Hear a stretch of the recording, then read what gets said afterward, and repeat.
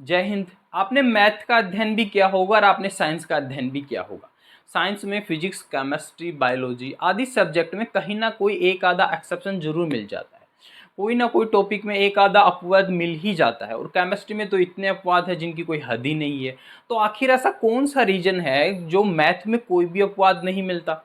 कभी भी आपने कभी नहीं सुना होगा कि एक त्रिभुज ऐसा है जिसके कोणों का योग 180 डिग्री नहीं है। ऐसा कभी नहीं सुना होगा आपने, ना ही कभी देखा होगा। लेकिन बायोलॉजी वगैरह में बाकी जितने भी सब्जेक्ट है सभी में कुछ ना कुछ अपवाद देखने में मिल जाते हैं।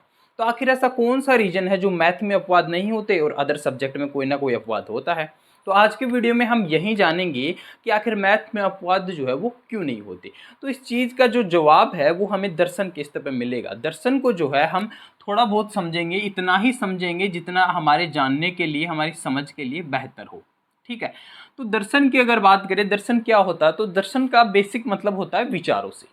जैसे इस जगत के बारे में हमारे क्या विचार हैं, जैसे ये मेरे हाथ में जो पेन है उसके बारे में क्या विचार है, आपके हाथ में जो फ़ोन है जिससे आप वीडियो देख रहे हो उसके बारे में आपके क्या विचार है, यह वास्तविक है या फिर काल्पनिक है। इन सभी ऐसे कुछ विचारों का जो है वो दर्शन के तहत अध्ययन किया जाता है। तो दर्शन में बेसिकली तीन ब्रांचेस चलते हैं, एक ज्ञान मीमांसा, एक तत्व मीमांसा और एक नीति मीमांसा।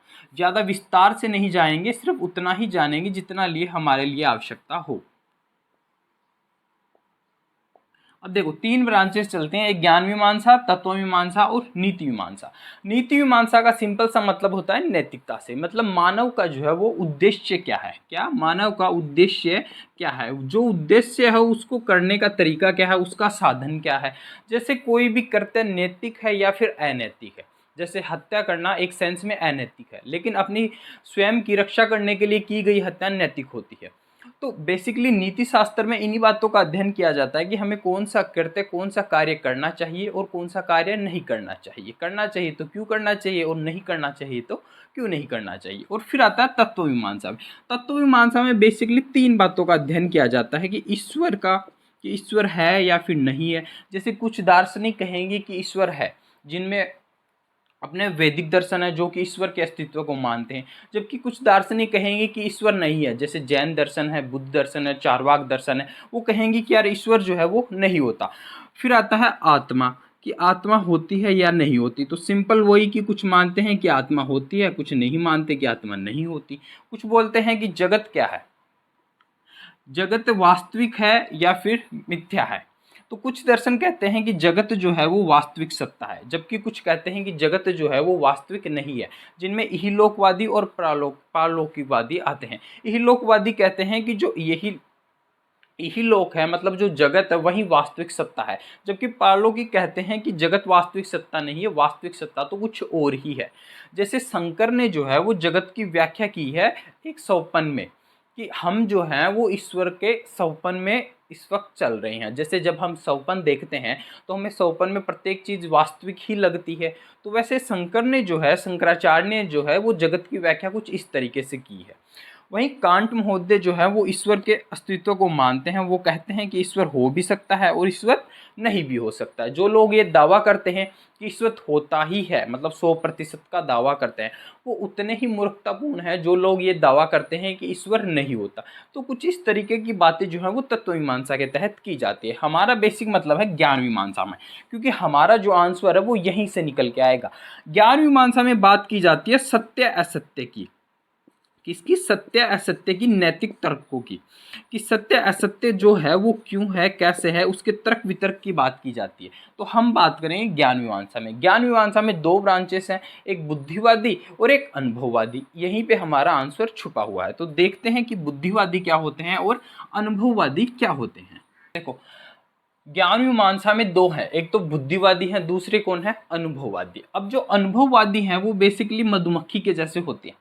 जैसे मधुमक्खी शहद कैसे बनाती है, अपने आसपास के पदार्थ को इकट्ठा करके फिर शहद बनाती है, मतलब आसपास के फूलों से कुछ पदार्थ इकट्ठा किया, फिर उससे क्या बना दिया, उसने शहद बना दिया। तो अनुभववादी ठीक इसी सिद्धांत पे काम करते हैं। कैसे करते हैं? जैसे आप अनुभववादियों से पूछो कि भाई आपका इस पेन के बारे में क्या विचार है, तो अनुभववादी करेंगे ऐसे 10-15 पेन उन्होंने देखे, उस आधार पे फिर वो तर्क निकालेंगे कि जैसे सभी पेनों का कलर ब्लैक और वाइट है, तो अनुभववादी कहेंगे कि भाई आधा कलर वाइट होगा और आधा कलर ब्लैक होगा। और चूंकि पेन ब्लैक कलर का ही चल रहा है और सभी पेन जितने पेन अनुभववादियों ने देखे वो सभी ब्लैक कलर के ही चल रहे थे, तो अनुभववादी कहेंगे कि भाई प्रत्येक पेन जो है वो ब्लैक कलर का ही चलता है। ये होता है अनुभववादी। अनुभववादी जो है वो पूर्णतः निश्चितता का दावा नहीं करते। जैसे इस पेन का ही एग्जाम्पल है कि अनुभववादियों ने कहा कि पेन क्या है, ब्लैक कलर का चलता है, लेकिन कुछ पेन ऐसे भी हो सकते हैं जो रेड कलर के चलेंगे, कुछ ब्लू कलर के चलेंगे। तो अनुभववादी जो है वो पूर्णता का निश्चित दावा नहीं करते, लेकिन ये वास्तविकता का दावा करते हैं। वास्तविकता कैसे कि भैया पेन जो है वो ब्लैक कलर का ही चल रहा है, वास्तविक है। तो अनुभववादी कहेंगे कि भाई वास्तविक तो चीजें हैं, लेकिन हम पूर्णता का निश्चित नहीं कर सकते। अनुभववादियों में कुछ दार्शनिक आते हैं, लोक आता है, बर्कले आता है। तो अपनी जो साइंस जो है वो अनुभववाद के सिद्धांत पे काम करती है। ठीक है, दूसरा आता है फिर बुद्धिवादी। बुद्धिवादियों का सिद्धांत जो है वो मकड़ी की तरह है। मकड़ी के जैसे कैसे?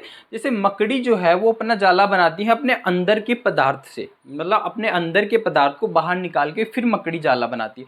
तो बुद्धिवादी जो है वो कोई भी सिद्धांत देंगे तो अपने मनोविज्ञान के आधार पे देंगे। ये अपने मन ही मन में तर्क वितर्क करेंगे, फिर उसके आधार पे ये निश्चित नियम बनाएंगे, और वो निश्चित जो नियम है वो सदैव फॉलो होगा, उसमें कोई भी एक आधा भी एक्सेप्शन नहीं मिलेगा। तो अनुभववादी जो है वो 100% निश्चित होते हैं। कैसे होते हैं? 100% निश्चित होते हैं, लेकिन ये जो है वो वास्तविकता का दावा नहीं करते। कैसे नहीं करते? जैसे मैथ का एग्जाम्पल देखते हैं। अब मैथ में जो है वो रेखा की क्या डेफिनेशन है कि रेखा जो है वो होती है जिसकी क्या हो, लंबाई तो हो लेकिन जिसकी चौड़ाई ना हो। अब आप वास्तविक तौर पे मतलब कितने भी बारीक रेखा बना लो, उसकी कुछ ना कुछ चौड़ाई तो होगी ही होगी, चाहे कितनी भी बारीक क्यों ना बना लो, माइक्रो एमएम में ही क्यों ना हो, लेकिन उसकी चौड़ाई तो सदैव होगी। इसलिए रेखा जब बन ही नहीं सकती तो आप त्रिभुज कैसे बना सकते हो? क्योंकि त्रिभुज तो रेखाओं से मिलकर बनता है। जब त्रिभुज ही नहीं बना तो आप उसके कोणों का योग 180 डिग्री कैसे कर सकते हो? तो जो बुद्धिवादियों का जो सिद्धांत है वो वास्तविक तौर पे लागू नहीं होता है, यहाँ काल्पनिक तौर पे होता है। इसलिए मैथ की जितने भी थ्योरम्स वगैरह हैं वो वास्तविक तौर पे अप्लाई हो ही नहीं सकती, वो काल्पनिक तौर पे ही अप्लाई होती हैं। तो मैथ का जो है वो बुद्धिवाद के सिद्धांत पे काम करता है। इसमें वास्तविकता नहीं होती, लेकिन निश्चितता 100% होती है कि भैया प्रत्येक त्रिभुज के कोणों का योग 180 डिग्री होगा तो 180 डिग्री ही होगा, उससे कम या फिर उससे ज़्यादा नहीं हो सकता। लेकिन वास्तविक तौर पे आप इसे अप्लाई नहीं कर सकते। ठीक है, इसमें आता है डेकार्ट, आता है स्पिनोजा आता है। तो गणित जो है वो बुद्धिवाद के सिद्धांत पे काम करती है, जबकि साइंस जो है वो अनुभववाद के सिद्धांत पे काम करती है। इसलिए साइंस में जो है वो हमें क्या है, एक्सेप्शन देखने में मिलते हैं। क्यों देखने में मिलते हैं? क्योंकि वास्तविकता का दावा करते हैं लेकिन निश्चितता का दावा नहीं कर सकते।